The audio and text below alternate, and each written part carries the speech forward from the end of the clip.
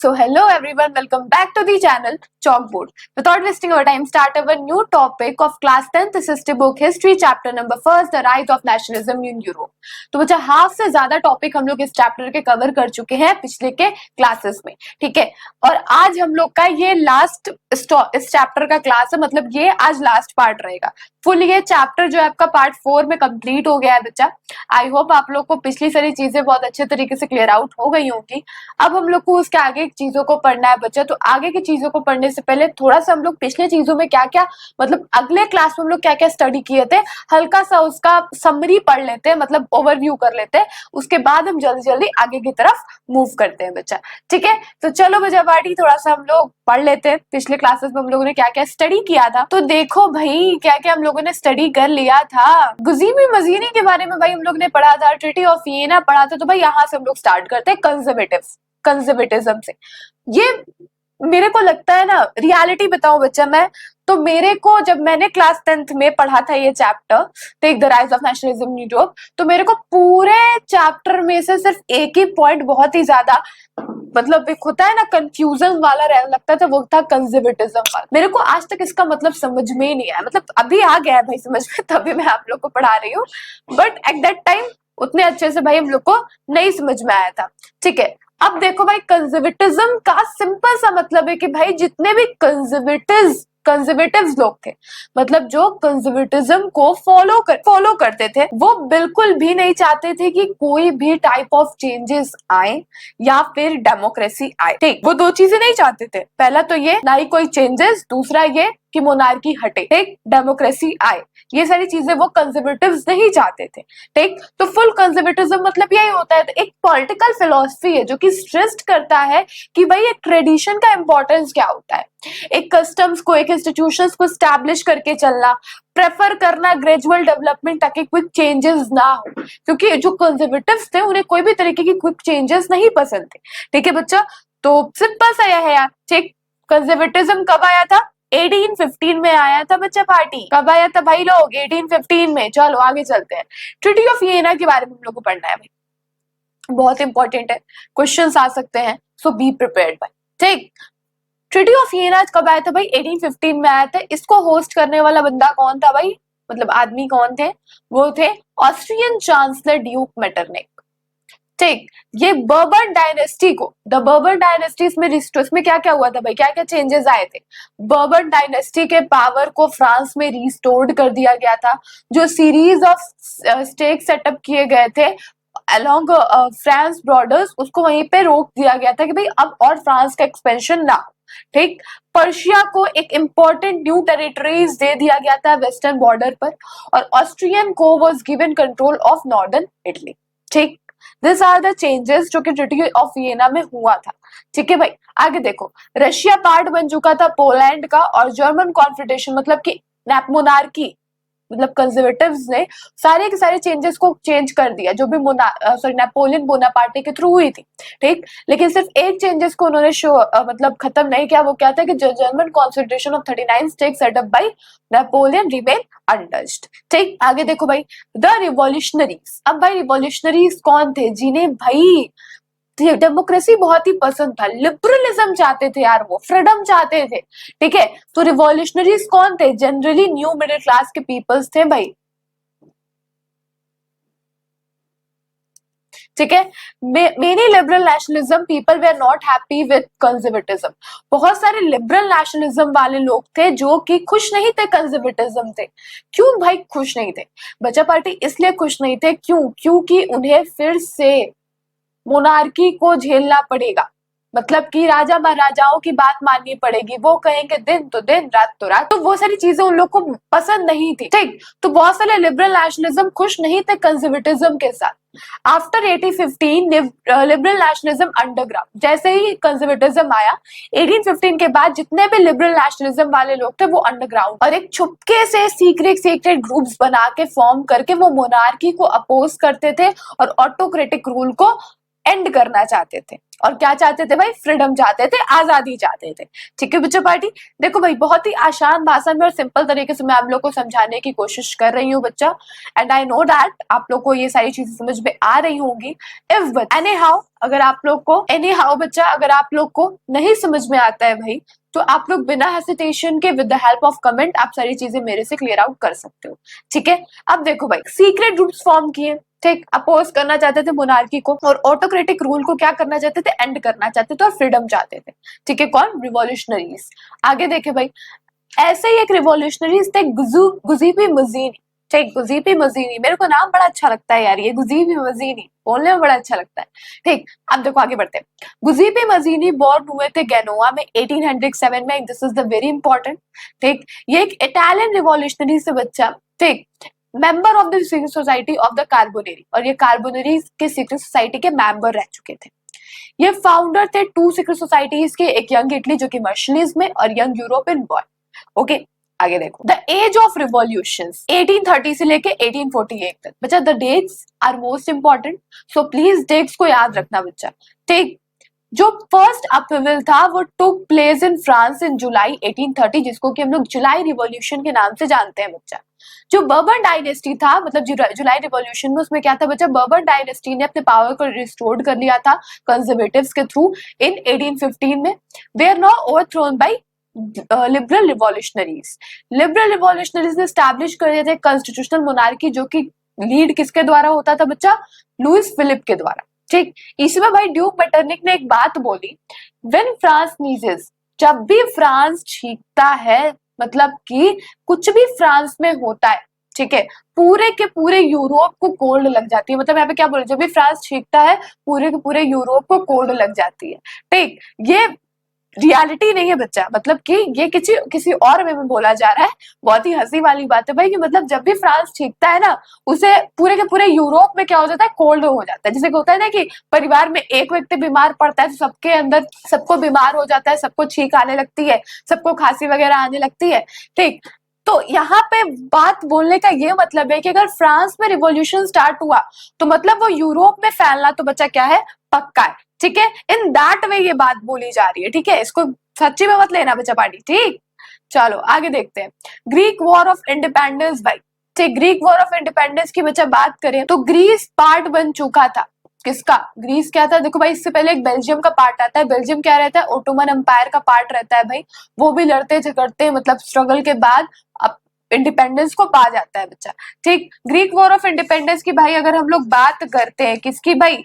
Greek war of independence की। Most important है, तो ग्रीस एक पार्ट था ग्रीक वॉर ऑफ इंडिपेंडेंस की बच्चा पार्टी। अगर हम लोग बात करें तो ग्रीस एक पार्ट था बच्चा ओटोमन एम्पायर का 15th सेंचुरी में। ग्रीस ने स्टार्ट किया था स्ट्रगल किसके लिए? इंडिपेंडेंस के लिए, ओटोमन एम्पायर से। ठीक, क्योंकि ग्रीस जो था वो ओटोमन एम्पायर के कंट्रोल के में आता था। 1832 में जो ट्रीटी ऑफ कॉन्स्टेंटिनोपल आया, उसमें क्या हुआ कि ग्रीस को एक इंडिपेंडेंट नेशन रिकॉग्नाइज्ड कर दिया गया बच्चा आफ्टर मेनी स्ट्रगल्स। अब भाई यहाँ पे बहुत ही इंपॉर्टेंट टॉपिक पढ़ना है जहां से क्वेश्चंस बनते ही बनते हैं। द रोमांटिकिज्म, रोमांटिकिज्म की बात हो रही है भाई, कुछ अलग मत लेना।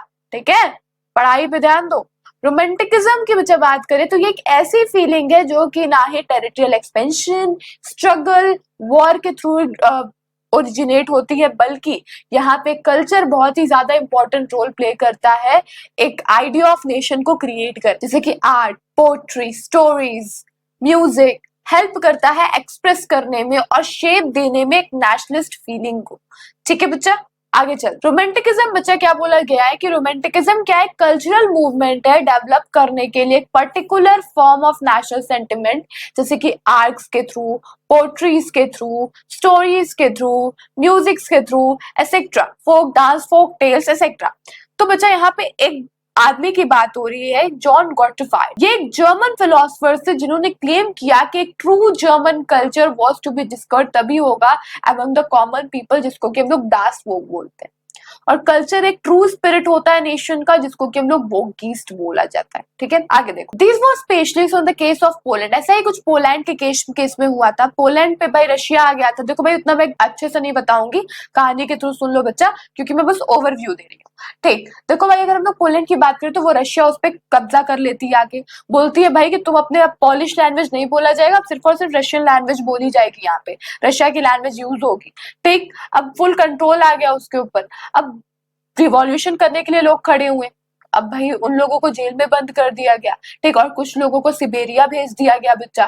ठीक, तो यहाँ पे क्या था कि यहाँ पे उन लोग जीते नहीं, लेकिन वहां पे उनके लैंग्वेज को, उनके नेशनल फीलिंग के बारे में बताया जा रहा है भाई, उसके इंपॉर्टेंस के बारे में बताया जा रहा है कि एक देश का नेशनल लैंग्वेज, उसका कल्चर, उसका लैंग्वेज कितना ज्यादा इंपॉर्टेंट रोल प्ले करता है उसके लिए, उसके कितने इमोशंस कनेक्ट होते हैं नेशनल लैंग्वेज से, नेशनल फीलिंग से, प्लस उसके कल्चर से। ठीक है बच्चा, आगे चलते हैं। अब हम लोग अपने मेन आज जो टॉपिक पढ़ने वाले हैं उसको स्टार्ट करते हैं। हंगरशिप, हार्डशिप और पॉपुलर रिवोल्ट के बारे में बात करें तो बच्चा 1830s में एक बहुत ही ग्रेट इकोनॉमिक हार्डशिप हुआ था यूरोप में, जिसको कि लोगों ने बहुत ज्यादा एक्सपीरियंस किया था। क्यों?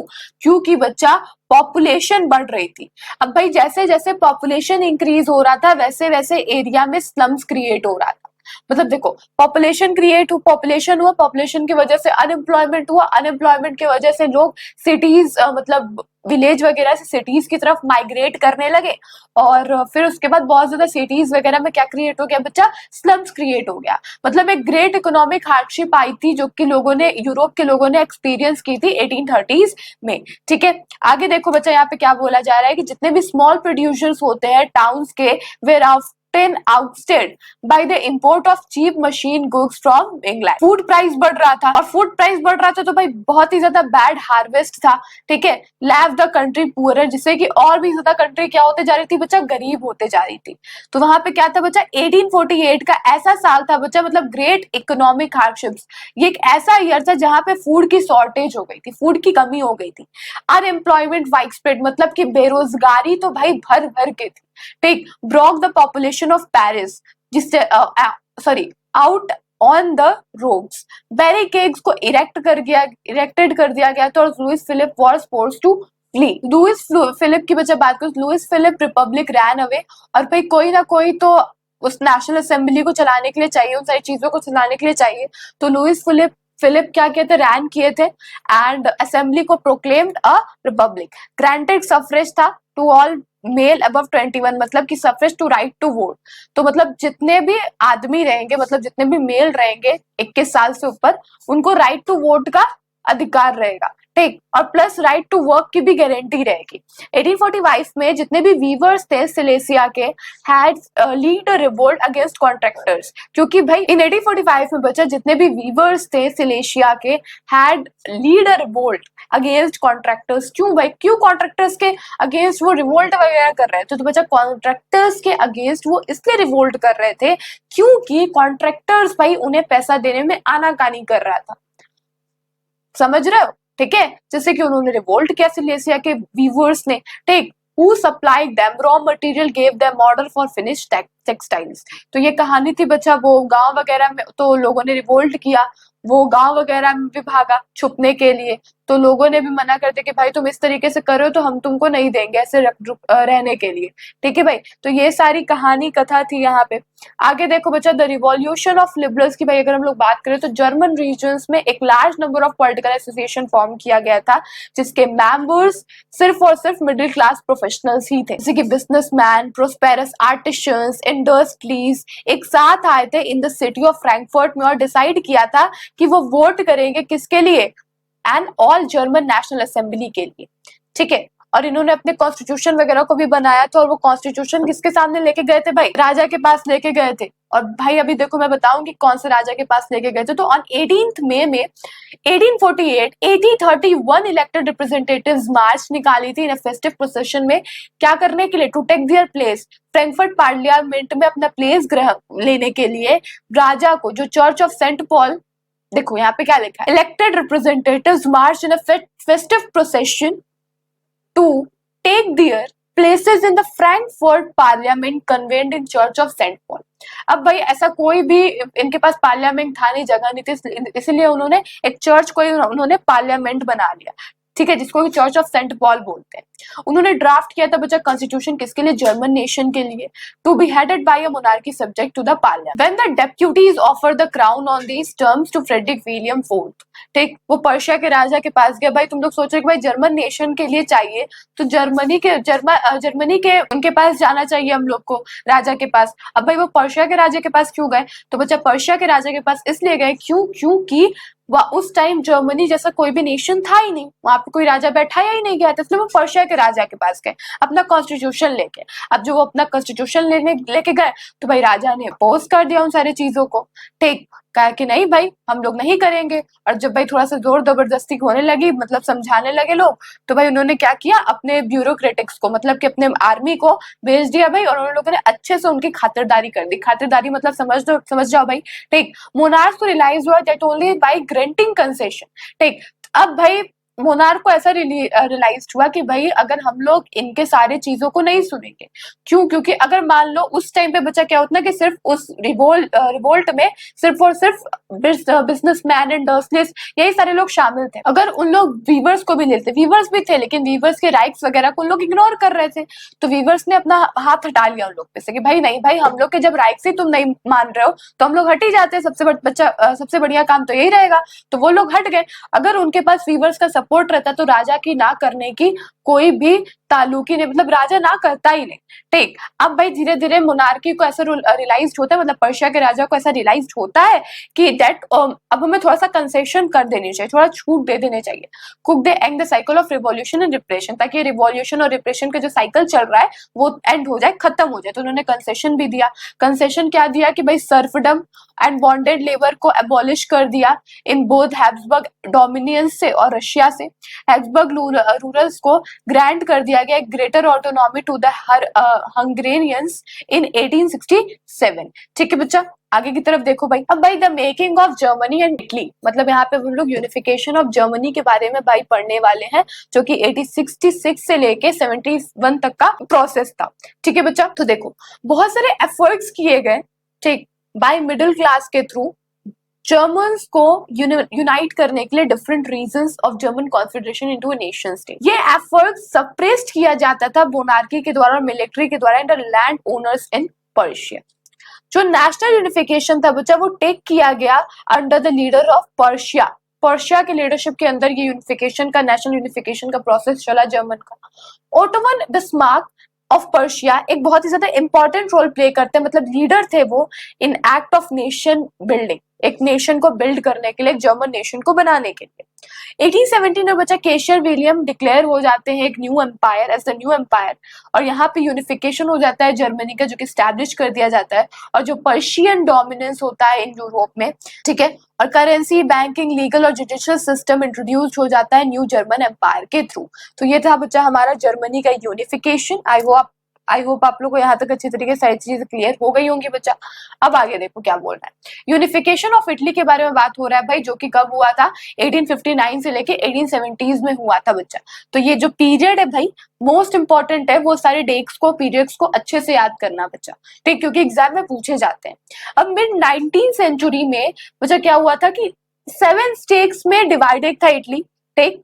अब बच्चा जो सिर्फ Sardinia Piedmont was ruled by an Italian princely house. जो नॉर्थ हिस्सा था इटली का वो क्या था, वो हैब्सबर्ग के थ्रू रूल होता था, और जो सेंटर का पार्ट था वो पॉप के अंडर था, और जो साउथ का पार्ट था बच्चा वो बर्बन किंग्स ऑफ स्पेन के अंदर था, ठीक है। आगे देखो अराउंड 1830s में बच्चा इटालियन मतलब इटली को यूनाइट करने के लिए जो गुजिपी मजीनी थे उन्होंने बहुत सारे प्रोग्राम को फॉर्म किया, जैसे कि यंग इटली सीक्रेट सोसाइटी जो कि बर्न में था बच्चा, ठीक, और secret society was also form during this time. अब बच्चा वो फेल हो गए, ठीक, अभी यूनिफाई करने में इटली को वो फेल हो गए, तो उन्होंने ये जिम्मेदारी उठा के विक्टर इमैनुअल को दे दी। कब, 1831-1848 तक के बीच में। अब काउंट केवर जो चीफ मिनिस्टर सार्डिनिया पिएमोंट के, उन्होंने क्या किया भाई, इस मूवमेंट को लीड किया, यूनिफिकेशन ऑफ इटली के मूवमेंट को। Sardinia Piedmont force march into south Italy and the kingdom of two Sicilies and drove out the Spanish rulers. तो सबसे पहले इन्होंने क्या किया बच्चा, इन्होंने जो हैब्सबर्ग का एम्पायर था, मतलब जो हैब्सबर्ग का एरिया था, सबसे पहले उसको डिफीट किया, ठीक, उसको हरा दिया, उस पर वो कंट्रोल कर लिया, ठीक, उसको पहले नेशन क्रिएट कर दिया। फिर उसके बाद उन्होंने साउथ के एरिया को किया, फिर उसके बाद पॉप के एरिया को, ठीक। तो 1859 में जितने भी ऑस्ट्रियन फोर्सेस थे उन्होंने डिफीट कर दिया by France plus Sardinia Piedmont and alliance के थ्रू।